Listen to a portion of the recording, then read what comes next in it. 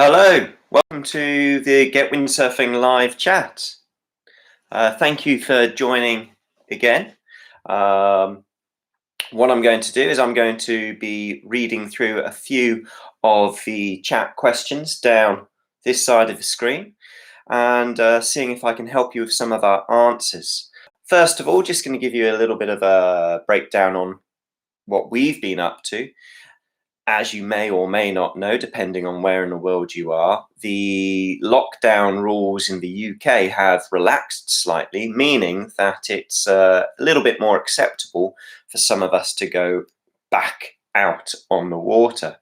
And I went for my first session in a very long time on Wednesday, and it was amazing. I'd love to hear about some of your guys' sessions. I know a lot of people have been able to go out on the water during the social distancing. Some of us have not, but my first session was on Wednesday. I went out for a foil.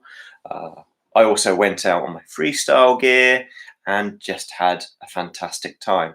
The conditions were awful. It was all over the place. The wind was up, it was down, it was changing direction all the time. And actually, on reflection, I had a very average sail, but it felt amazing just to be out on the water again. And I managed to go yesterday, a little bit more foiling.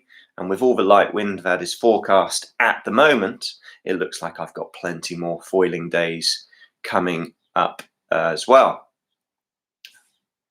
I'm going to start reading through a few of these chat questions. And first of all, it's from Tom Green.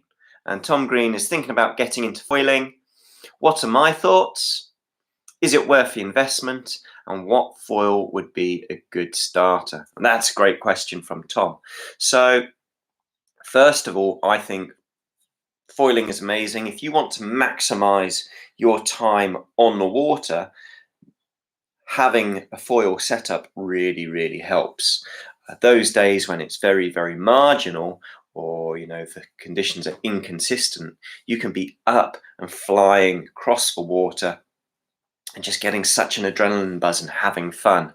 And it will give you some stuff to try, and you're going to really enjoy it. I really recommend, and I think it's worth the investment.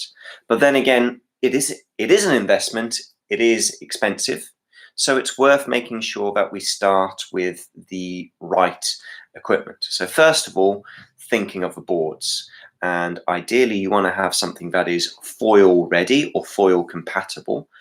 And you can either go for a dedicated foil board, or you can go for a bit of a hybrid, a free ride or a free race or a slalom board that also is foil compatible.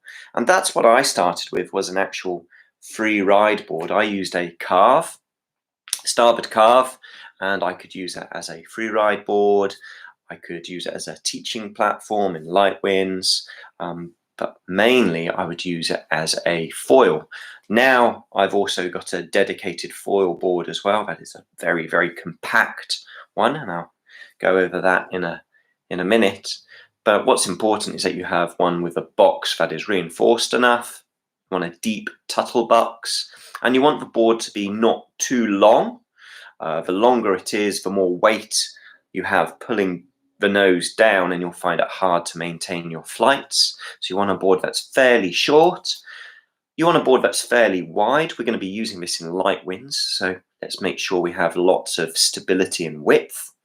And that width will help you to sit high on the water. So hopefully it's easier to build speed and get the board up and flying.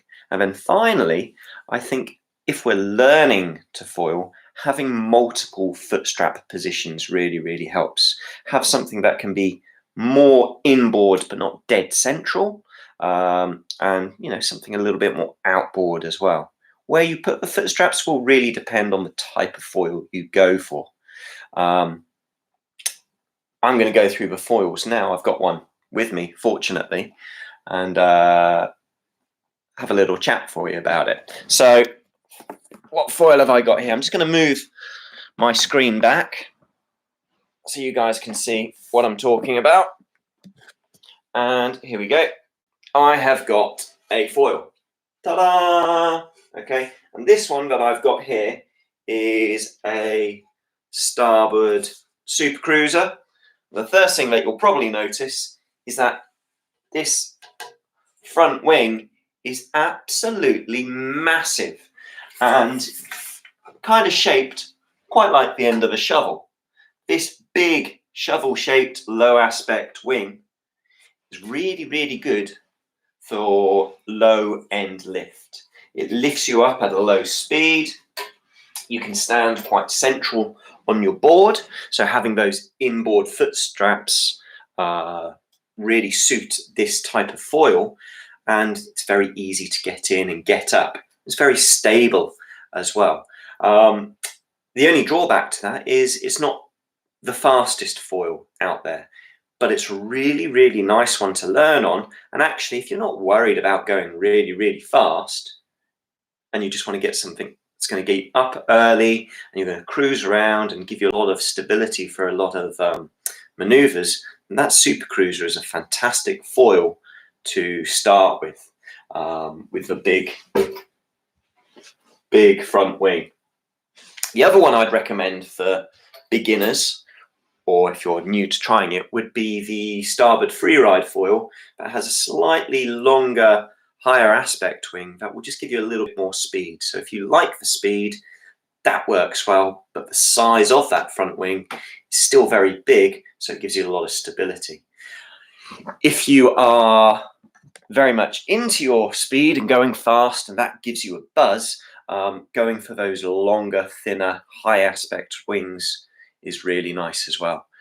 For me, that's what I prefer. I really like that sense of speed, and I liked using the GT. Haven't got one at the moment, but hopefully it should be coming soon, and I can do a few more videos to explain a little bit more to you.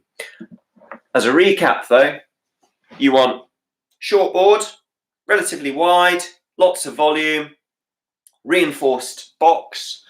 You can get the boxes reinforced, and then either this super cruiser is a great one to start with, or maybe the free ride foil, also a great one to start with, a little bit faster.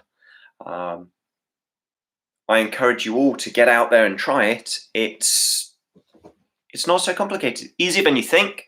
At first it's going to feel very, very different, but the learning curve is so steep, you really, really pick it up fast. Okay, moving on. So we've got a message from Jimmy. Jimmy says, "Hi Phil, thanks for all the great videos." You're welcome, Jimmy. Do you have any tips for setting the downhaul on a Severn NCX? You have a 6.5. Okay, I do have some tips. Going to be interesting to talk you through this rather than show you it. If we visualize a sail and we imagine the battens running from top to bottom, the top we're going to call batten number 1, and then we count down 1, 2, 3, 4, however many battens. I think 7 battens on a 6.5 NCX. What we're looking at is the top panel between the first and second batten. As you pull your downhaul, look at that top panel. Between the 2 battens, 1 and 2, you should have a mini batten that sets about 1/3 of the way in from the end of the sail in.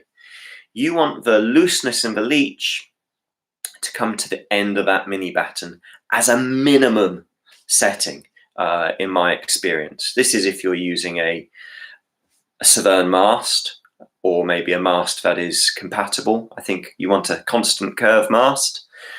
But that's what I look for in light winds. If the wind is stronger, I might pull more downhaul so that that looseness in the leech will come more towards the mast, maybe about halfway towards the mast.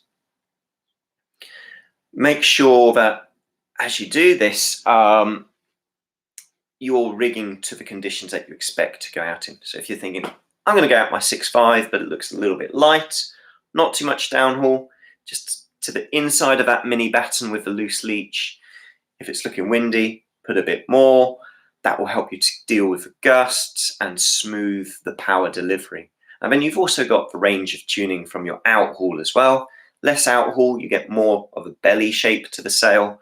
That's going to generate a lot of lift and power and stability. If you pull it a little bit tighter, it's flattened off, might get a higher top end speed, but you be careful not to pull too much because you don't want to kill your power. You're using that sail to power you along. It's a great sail. It has a lot of stability, so it can deal with being overpowered quite well.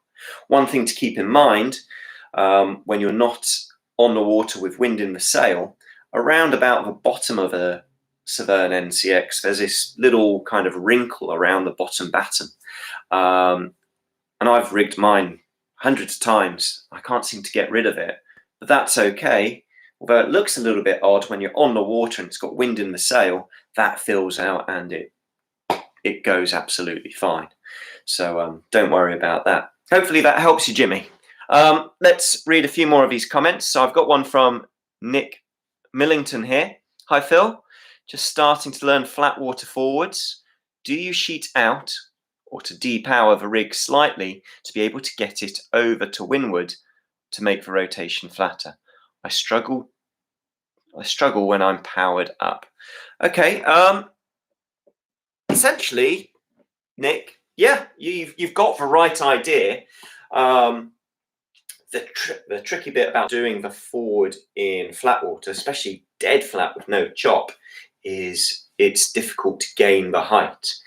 And to help you gain the height, you do want to release some pressure in the sail by sheeting out slightly so that the nose can come up and then you can sheet in to get more rotation. If you're constantly sheeting the sail in, and I've got my boom here to try and help demonstrate, if I'm constantly trying to sheet in and I've got pressure in the sail, I can't quite move it across without it pulling me around. So I'm going to start to go more end over. If I can kind of open that sail up to a neutral position as I pull it across, this will allow me to lift the boom across more before I sheet in. So I'm going to spin around sideways, like you mentioned. But also, if I want to gain a little bit more height, I'm actually going to swap my boom for the mast to demonstrate here, guys. It's going to be easier for me to demonstrate. Oh, there we go. That's a bit easier. I can actually, if I open the sail, as I throw the sail across slightly, I can lift it higher, and then as I pull with my back hand, the sail is going to fill with power, and it will lift me up out of the water and around, hopefully giving me a little bit more height and a more sideways rotation. Experiment with it, but doing it in flat water, you have to be very, very fast because you don't have a lot of time before you hit the water again. So you've got to be very, very quick. Going through the exercise on land helps. Also, another exercise is if you have a pull-up or a chin-up bar, is just hang down from the bar and practice what your back hand will be, is pulling your body up and over your back hand like so, trying to pull your back hand down into your body doing pull-ups. Do it both sides because it's nice to train both sides and have a even things out. Even if you don't do it on the water, it's good to train both sides. And it's actually a really top tip of mine there is when people are doing forward loops, or if you're struggling, I see so many people throw the sail and they try and pull with their back hand like this with their hand above their head.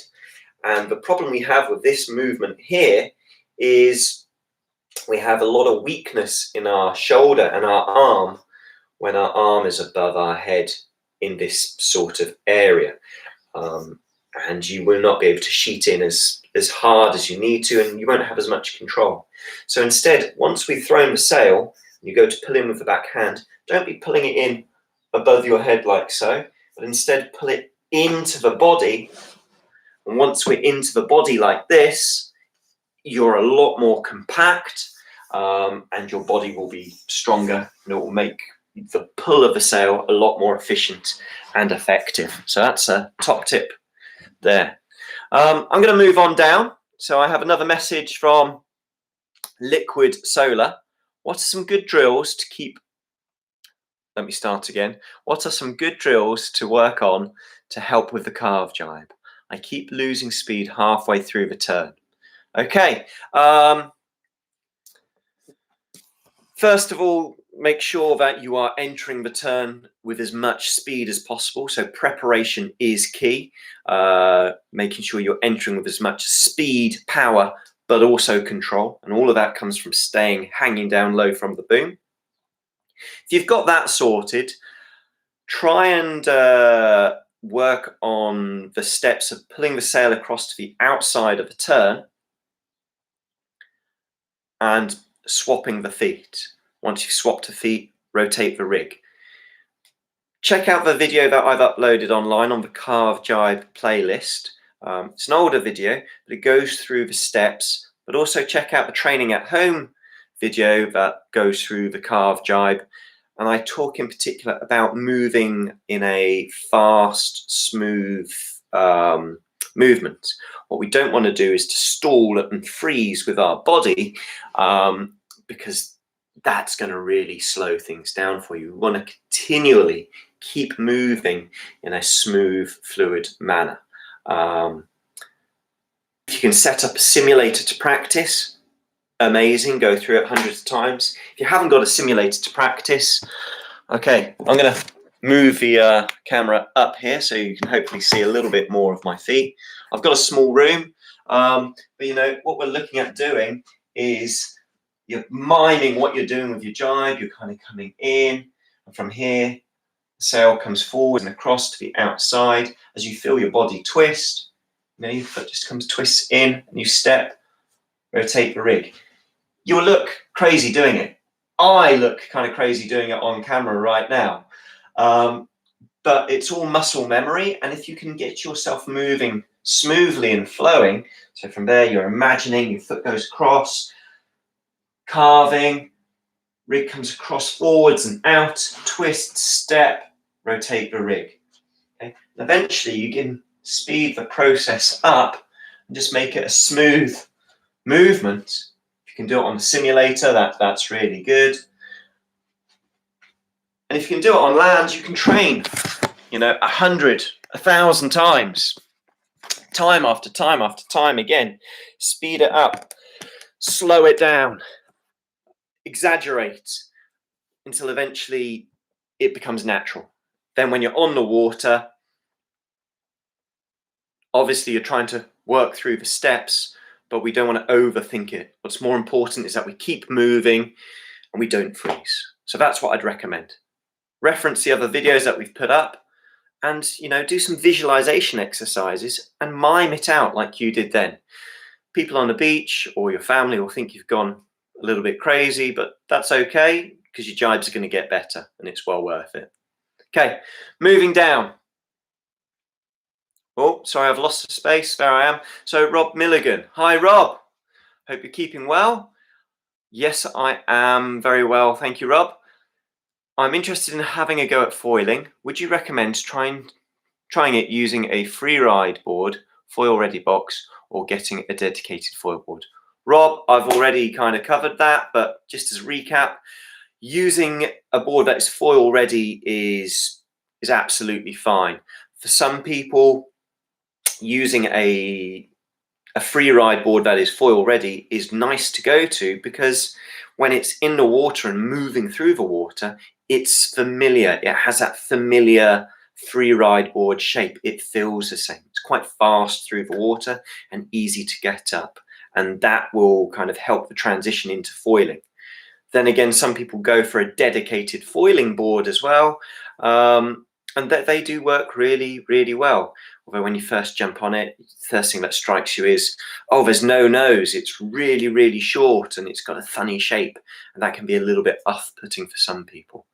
I learnt on a free ride board and I really liked it. Really, really liked it. So much so that although I've got my my dedicated foil board here, my foil cross, which foil X that I really like, super, super short. I think it's only 190 centimeters long, 71 wide, It's super thick at the tail. Here, let me show you the thickness of that tail. Oh my goodness, 145 litres of volume, so it supports quite a heavy weight. Big sailor can get on it. You get up really, really early, but it does feel a little bit different. And that could put a few people off, but some people will really love it. I think I'm going to be teaching a few lessons with this, and I'm really excited to get a lot of my students on this board trying it out. But I'm also going to have a carve as well, so that people can try it on a board they're more familiar with and try that out as well. If it's your first time, Rob, and you've already got a free ride board, stick with that. And if you decide, actually, this is something I want to pursue further, I really like this, then maybe get a dedicated foil board specifically for your foiling. But otherwise, when you first start, free ride board will work absolutely fine. Okay, moving down. Lance Mepstead. Hi, Lance. Doesn't foiling make it harder to go back to windsurfing? Switching between the two, I mean. No. Not really. The thing that I find hard is going windsurfing now in lighter winds for free riding. I find that I kind of don't want to do it. I just want to go foiling. But that's me. That's a personal preference. I know lots of people who are very, very good at foiling, and for them, they're quite happy to either go foil, they're quite happy to go slalom, or high wind sailing as well, to go wave or freestyle. But for me, I'm hooked, and I do often jump between foiling and windsurfing. Yes, it does feel a little bit different, but it's essentially, it's windsurfing. It will improve your windsurfing. If you jump from, say, a foil onto a freestyle board with a tiny fin, you're going to notice a big difference. But otherwise, you're not going to do yourself any harm going from foiling to windsurfing. Don't let that put you off. Okay, don't let it put you off, Lance. Hopefully I'll see you down the beach and you can come join us and do some foiling. I want to get you up and riding. You're going to love it. This summer, let's do it. Okay, Stephen Best. Hi, Phil. Still struggling with push tack. Can do it every time in light winds, switch stance. But when planing and sailing normal, I go into carve, then push, but don't get that whip on the tail on push. Okay, Stephen, I need to do a push tack video, don't I? If you're struggling in strong winds to get the board to slide or whip around, maybe try using a smaller fin. That might help the board to slide around a little less rest of a bit, or just to move through the water. I've kind of changed the way I've push tack recently. What I would recommend as a training exercise in light winds first would be to practice doing sailing fin first, and do fin first heli tacks and fin first upwind 360s. Because essentially what we're doing when we're doing a push tack is, as we go downwind, we swap our stance, and when we throw the mast into the wind, we're essentially in the position of doing a fin first heli tack. In my mind, it does still count as a push tack. What's nice about it is, because it's familiar with another move that we do, it's easier to relate to.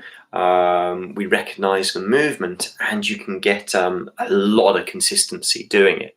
What I'll try and do is, I want to get a little bit of wind, I'll try and film a push tack video, and I'll try and demonstrate two methods, the old kind of method I used to do and the new one.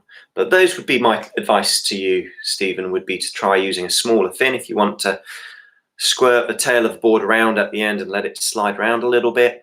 Or number two, train some fin first sailing, fin first heli tacks, fin first upwind 360s in light winds on a big board, then try it light winds on a smaller board, and then try applying that in stronger winds. And the key will be keeping that mast pushing into the wind until you're ready to rotate the sail. Give it a go. write in the comments later how you get on. I'd love to hear how you find that technique and how it works for you. Okay, gonna move on down now.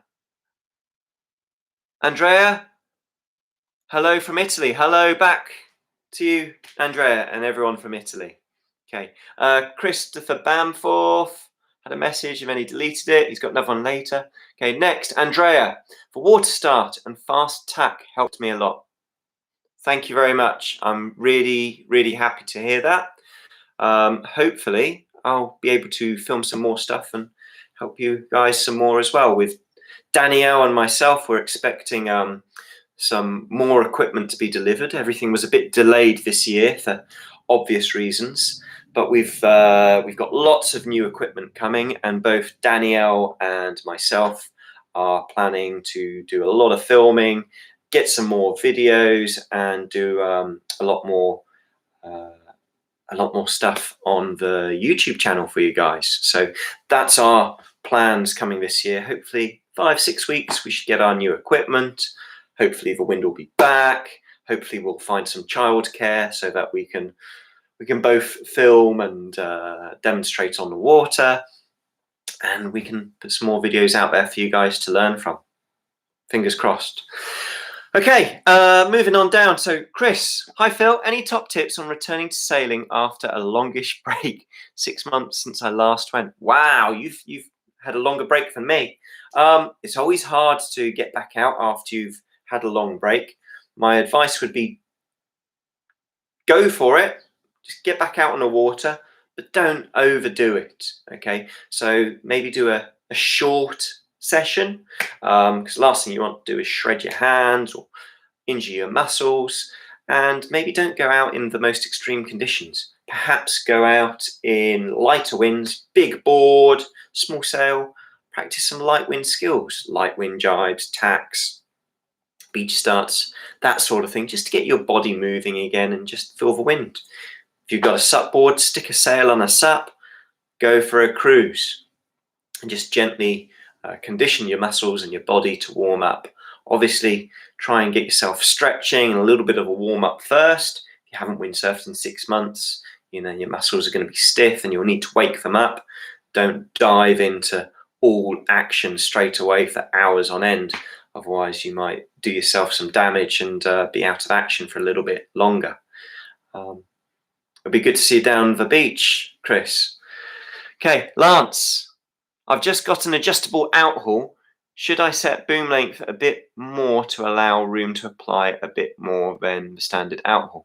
Yep, sounds sensible, Lance. So look at the settings for your sail, look at the maximum settings and the minimum settings, and kind of figure it out from there. Martin Rowe. Hi, Phil. Have you ever considered coaching session in Southern Ireland? When you say Southern Ireland, Martin, do you mean the Republic of Ireland or Northern Ireland, or are you literally talking about North and South? I coach regularly in the Republic of Ireland every year. I go to Donegal, but it's very, very north, actually further north than a lot of Northern Ireland. So I do coach in Ireland in September every year. I did go to Brandon Bay in Kerry once, and I had a lovely time. I was impressed with the place. I was very unfortunate. The conditions did not play ball at all. I don't think I really got the best picture of it, but I got a good sense of its potential. Where do you suggest coaching in Southern Ireland, other than us coaching in Donegal, which I recommend? It's a bit of a shameless plug for me, but come and join us in Donegal in September, if we're allowed to go, of course. It's one of my favourite places. It's definitely Danielle's favourite place, and it's a good adventure. But I'd love to hear a little bit more about other locations in Ireland, or maybe around the world as well. Maybe you can suggest a few spots for me. Love to hear it. Okay, moving down. Okay, Jens. Okay, I've lost him. There we are. Hi. At first, I want to thank you so much for your lessons. You're very welcome. Managed to buy a cheap used set of kit but it's more challenging than I thought. The board is long and quite narrow. Do you have any tips for this type of board, and where is the weight of the body, heels or toes? Okay, Jens, I come across this situation a lot. People go out and they look on eBay and just buy a set of kit, and that's the most important thing, is that you have something to get out on the water with. However, some kit is more suitable than others. I see a lot of people go out and they just buy something super cheap, but it seems to be really, really, really old. It still works and it's in great condition, but it's more challenging to learn on. With it being so narrow, you have very little stability at low speed, which is what we're going to be doing when we are learning, is learning at low speed. And because of the extra length, it takes longer to turn. Still possible. I would recommend having a wider, shorter board to begin with, but that's okay. If this is what you got and you need to make it work, try and think about momentum. If very, very low speed, or if the board is stopped or stationary, it's going to feel extra wobbly. If you can try and get the board moving forwards, you will find it stabilizes almost straight away.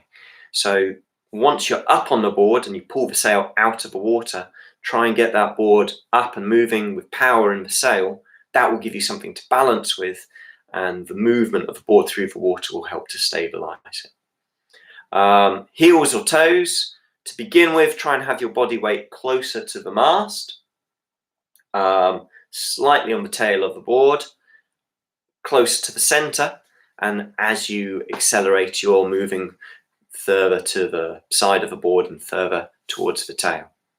As you slow down, you move further forwards and back in towards the center. Hopefully that helps. Give it a go, and if it works, brilliant. If it doesn't work, it might be worth seeing if you can get hold of a slightly wider board to start with, and then maybe you can transition onto your narrow one. Okay, Nick. Okay, perfect. Welcome, Nick. Another question from Chris. You bought a new sail.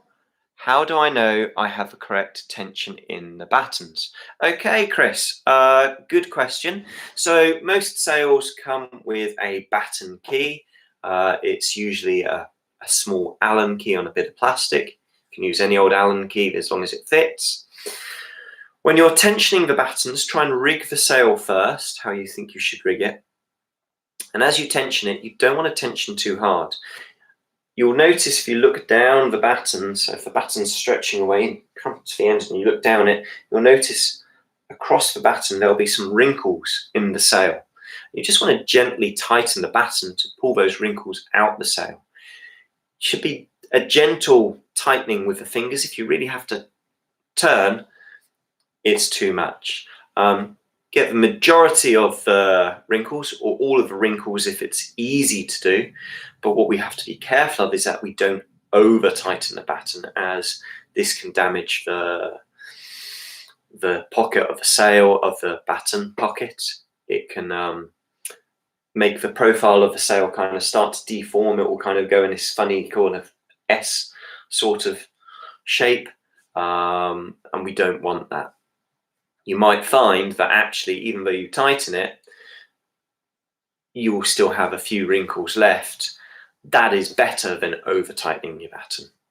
Okay, so just tighten it gently to get most of the wrinkles, if not all of them, out, but don't over tighten. Just, gentle finger tight, don't overdo it.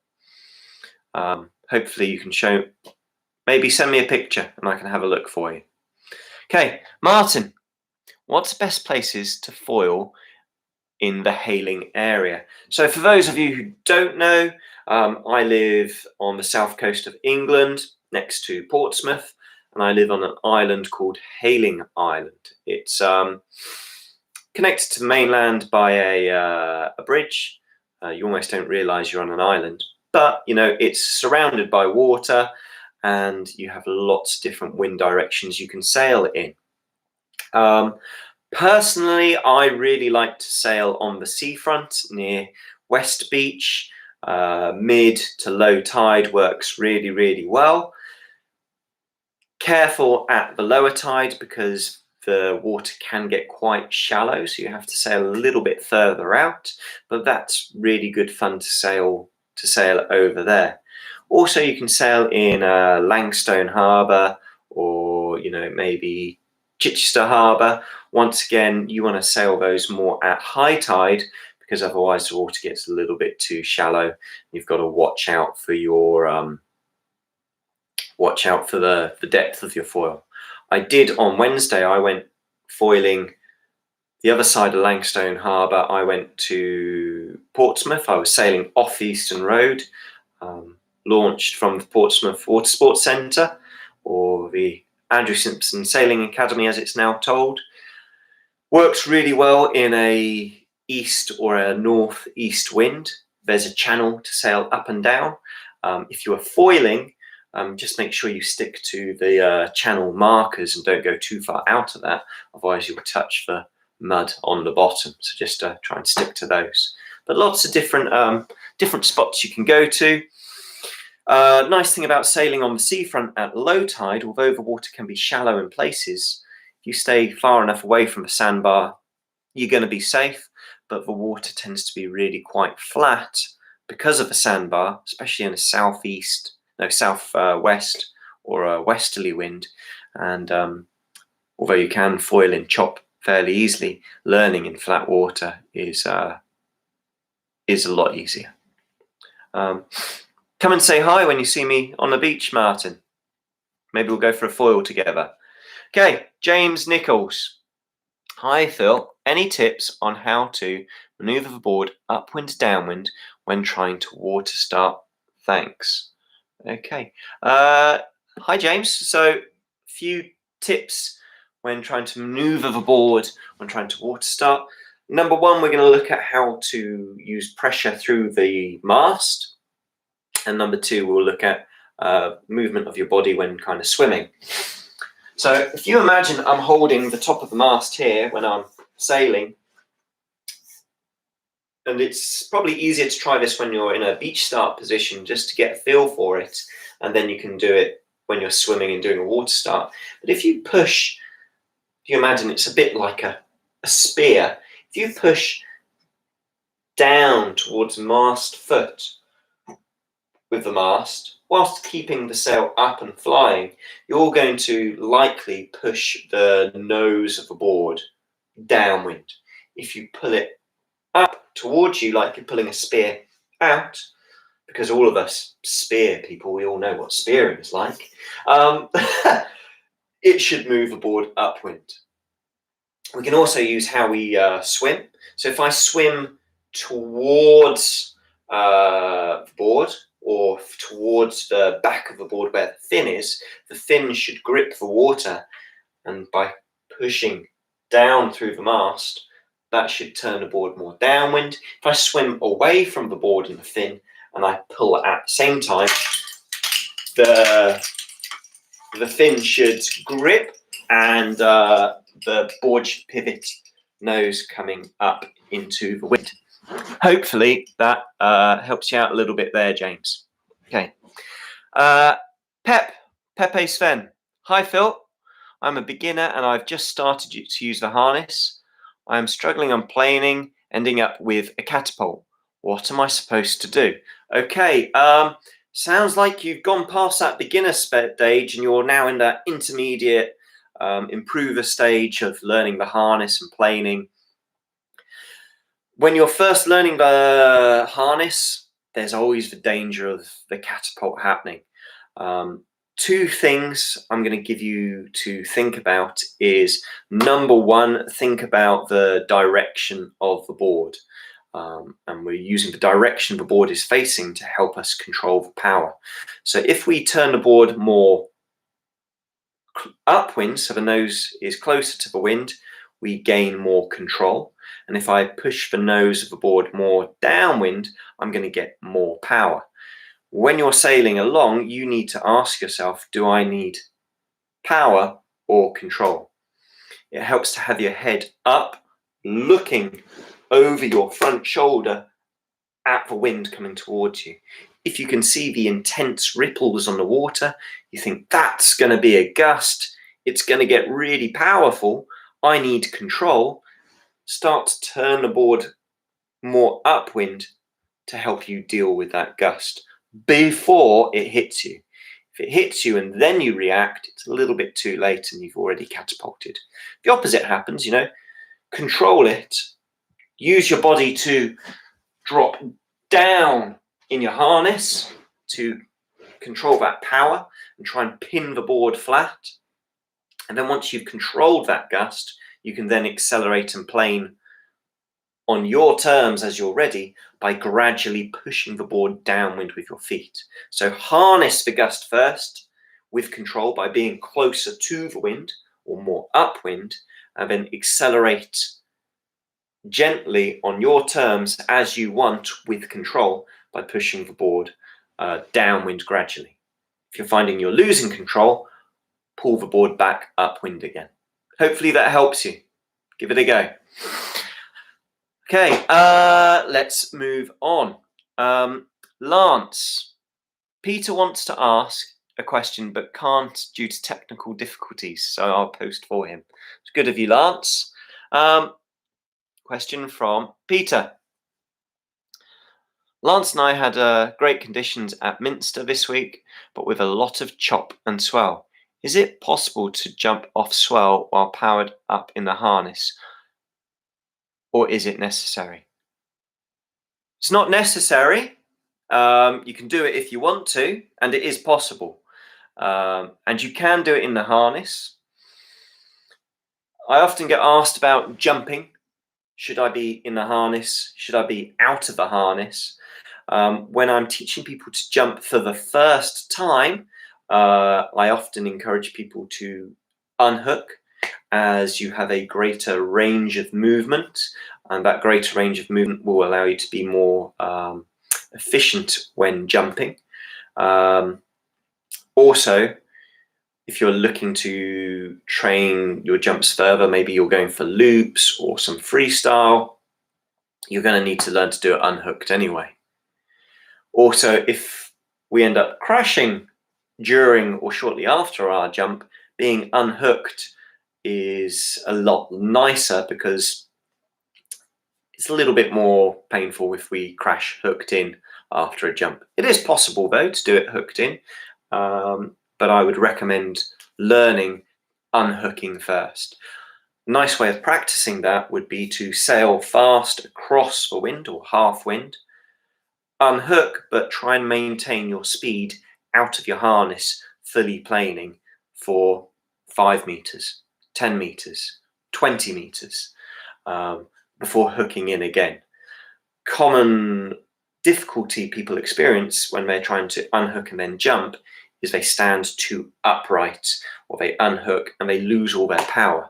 So take the jumping thought out of your mind, practice sailing, planing in the harness and straps, then unhook and continue to plane across the wind. Do that for 5 meters, 10 meters, 20 meters, training that skill. And then when it comes to jumping, you see your ramp, you unhook in advance before you get there, and then you can jump because you've maintained your speed and your control. Give that a go. Is it necessary to unhook first? Yep, up to you. I'd recommend it. I would recommend it. That is my preferred way of teaching people. Some people struggle with it because they lose their power when they unhook, but I've given you the answer on how to overcome that. Okay. Chris Shanos, which way of carrying equipment would you suggest if one has a small car? Okay, Charis Shanos. If you have a small car, you can always buy a roof rack and put your equipment on the roof. I have strapped equipment to the top of the roof of the car, not using a roof rack, I've added a towel and just strapped it on. If you haven't got a roof rack, you can get an inflatable one that you can buy online. I've even used on a hire car before, I've used pool noodles, the foam round floats of a pool noodle. Super lightweight, chuck it in my kit bag, got the hire car, pool noodles on the roof and a few roof rack straps. Homemade roof rack. That's easy and light to travel with. That works. Be careful if you tighten it too much, if it's too heavy, the roof will kind of bend in slightly, but that's okay if you push it back up. Otherwise, having a real roof rack is going to be the best solution, the driest solution for you. Otherwise, there are ways of packing the car with your kit all inside. One of my students from Madeira, Portuguese island, he has a smart car and he puts his windsurf kit inside his smart car. It kind of pokes out the back slightly, but I'd never thought it possible until he showed me a photo of his smart car loaded up with windsurf kit. So it is possible. What's also very important if you are putting equipment inside your small car is that it's safe to drive, that it's not going to come flying through your windscreen if you brake, or that you have good visibility. If I get an opportunity, I don't have a car myself, I've got a van. If I have the opportunity, I will try and borrow a car from someone when it's safe to do so and try and do a video showing you how to pack a car, and hopefully it will help. Okay, moving on down to Melios. Hi guys, any tips for the most convenient wave board for onshore, side onshore? Not the brand, but mini fin, 2 fins, or depends on the player. Okay, it is very personal to you, Melius. A lot of people, when they're sailing in onshore conditions, need more power. Having a free wave or freestyle wave, or however they've marketed it, I use the starboard board, so I would say a code. Having the free wave board in the onshore conditions for most people work really, really well. The reason why is because they are fast, and you want the board to be set up for speed and power in those onshore conditions. If you're quite new to the wave sailing, maybe having a single fin will help you to sail fast and powered up and to get upwind.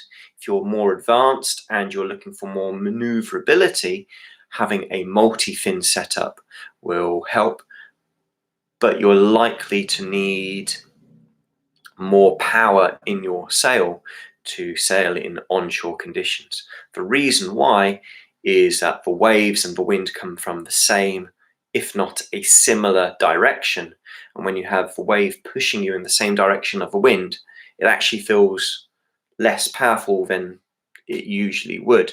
So you have to go with a more powerful setup to overcome that.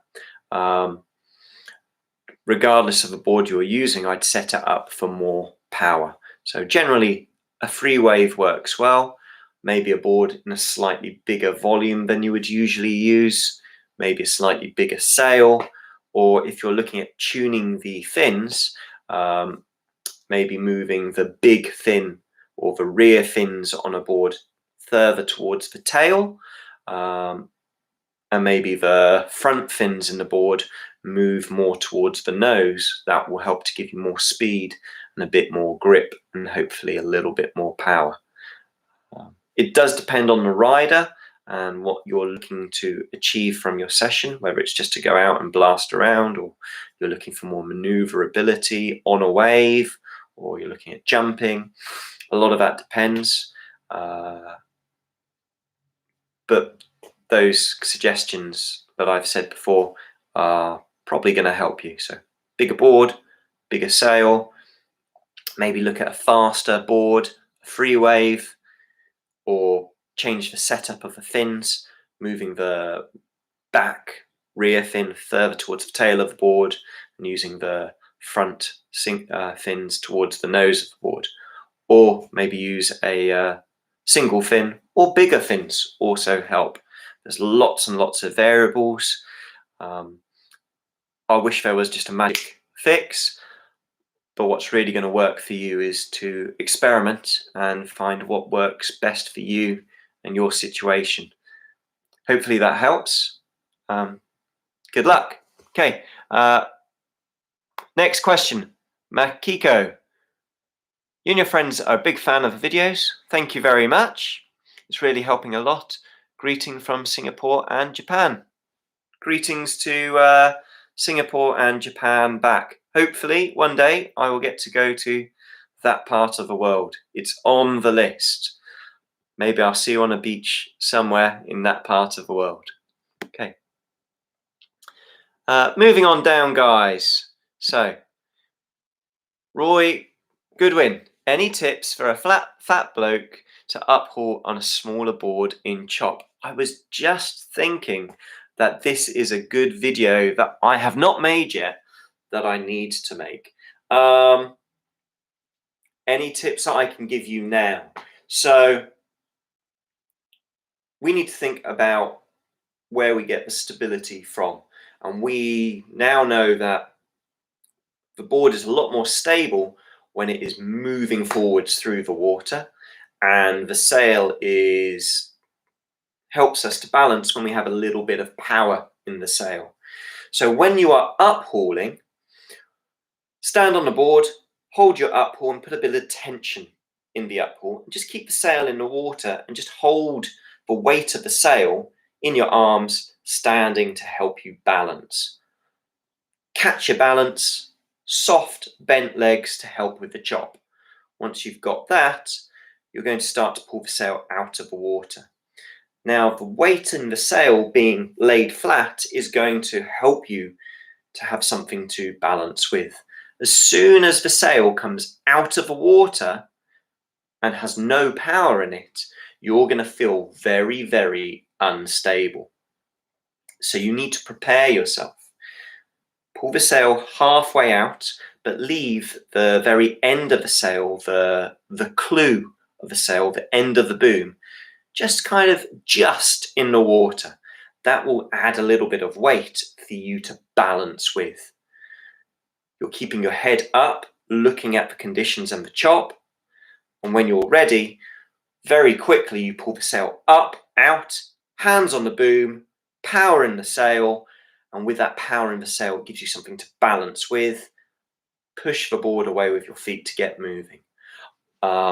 That's probably the best way I can describe it to you on a live chat. I thought about it last night actually to do that video.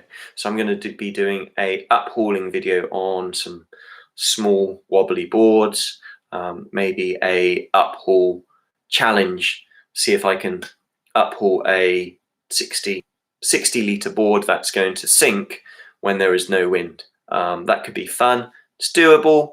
I'll show you some light wind recovery techniques as well, which I think many of you guys will find very, very useful. Just got to find the right conditions and source the right equipment to make sure I can video the session for you guys. Finally, another question from Lance. Lance, thank you for being so involved with the questions. This is really good. You've given me plenty of stuff to talk about. Should I move my foot straps to the most out and widest position, especially as Peter has now done this? Okay, you could do, Lance. The reason why we move foot straps further to the side of the board, the most outboard setting, and we move them back, is to allow you to hold more power and speed from the fin and the sail. You will sail faster. It will be more tricky to get into your foot straps. So what I would potentially do is not go for the full transition of front straps, back straps, outside and back. We're going to do it in stages. So first of all, move your front foot straps outside, but leave your back foot straps inside. Once you get used to that, then you can maybe start to move your foot straps further back. If you find that the board is riding too nose up, start to move them forwards again. Once you're used to that, maybe start to move the back foot straps outside as well, but have them in the forward settings so they're easier to get into, and work through it in stages. When we first do this, it's often a challenge to get into the straps, but when you do get into your final outboard foot strap position on a free ride board, you really unlock that speed and power from that board, and you will go super, super fast, and you'll have a lot more control powered up at high speed. I recommend it. You are good enough. You have the skills to do this. It's not going to happen straight away. Well, it might do. You might just nail it first time, but you might have to do it in stages as a process. Okay, so experiment with that for me. Finally, I've got a question here from Diego. Diego is in Argentina. Thank you for joining us. Couldn't wake up early enough. It's okay, Diego. This is all saved online, so you can always watch it at your own time. Tip on how to define harness lines length for waist and seat harness. Also, how big should foot straps be for freestyle? Excellent questions. First of all, harness line length. We're going to look at the two harness types. You have your waist harness and your seat harness. Generally, in a waist harness, you are looking for extra maneuverability, or you are starting to learn to use the harness. It sits higher. It allows you to hook in earlier, which means you might be using a wave board or a freestyle board or a free ride board, and you're stood further forwards. This means the sail is more upright, and you will want longer harness lines because the sail is more upright, especially when you're learning or if you're doing wave or freestyle. Seat harness tends to favor those who are wanting to sail really more powered up. And if you're really more powered up and you're sailing faster, you might be using wider free ride boards, and you're stood back toward foot straps in the outboard setting, or you're using specific race kit where you are further away from the mast foot. And generally in those kind of conditions, you're looking at sailing powered up the whole time, so you're already standing quite far back down the board and then hooking in later. So generally you want shorter harness lines on wider boards, race boards, when you're sailing powered up and you're competent and used to using the harness lines. When you are learning, probably longer lines will help, and also if you're sailing narrower or shorter boards, longer lines help, or with a waist harness. That would be my recommendation. And they have to be long enough that you can easily drop your body down away from the boom and not feel too close to the sail and being pulled too upright. That would be my suggestion there. Also, how big should foot straps be for freestyle? I would say very big. I'm going to show you my feet. So apologize if you guys do not like feet. I don't have a freestyle board with me right now to demonstrate, but I will hopefully find some more. But generally, if you are looking at my foot here, we want the foot strap to come over the foot in the middle part. I will clearly see all of my toes. My foot strap goes all the way over. I get my foot right over the center of the board. You can have the foot strap, if I was to look at it this way, a little bit narrower, so it helps to grip a little bit, but you want a nice high arch over your foot. Your foot needs to go into the foot strap easy, and it also needs to come out easy. If it is too tight, you're in danger of getting stuck in your foot straps. I also recommend the same settings for those of you who are learning to use the foot straps. Having the big straps create a big target for you to put your foot in, which we need all the help we can get when we're learning. Okay, last few questions from Rob.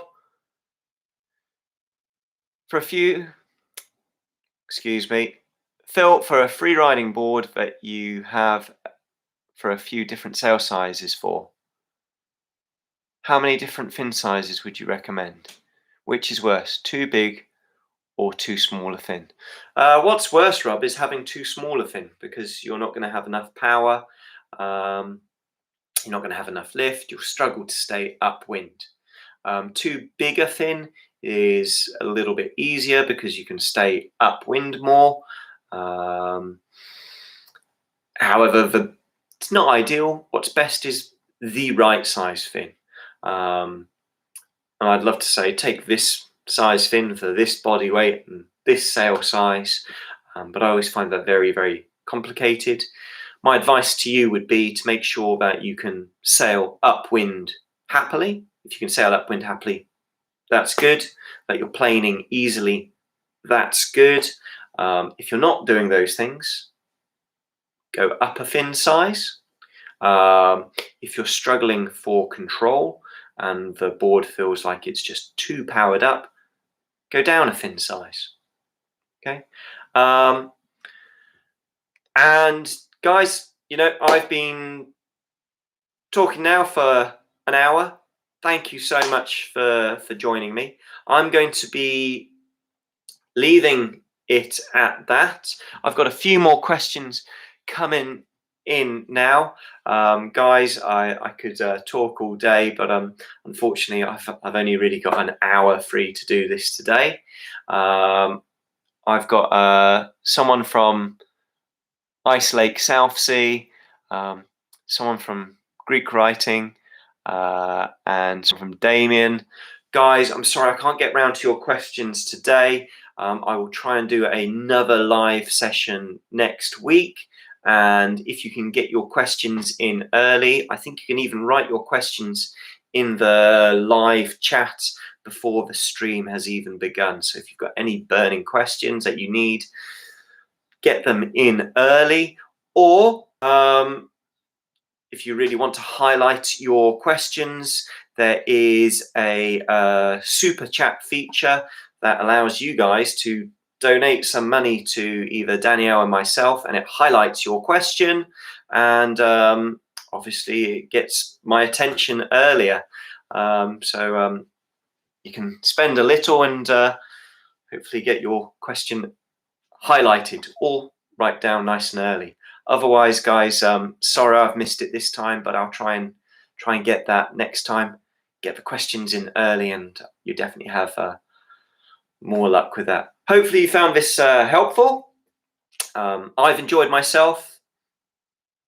Hope you guys have enjoyed it, and I look forward to seeing you guys out on the water soon. Otherwise, keep a look on the community tab in the YouTube channel. Check out our Facebook pages and the newsletters we send out for updates on what's going on with our videos, what's going on with our courses, what we're doing with our teaching these days. We are teaching again. We're not teaching courses at the moment. It's just one-to-one stuff, private lessons, but we are able to teach again. Hopefully I'll see a few of you guys down the beach. Stay in touch. We love hearing from you guys, so please write in the comments section, send us loads of emails. If you haven't already, make sure you hit the like button on the videos, on the stream.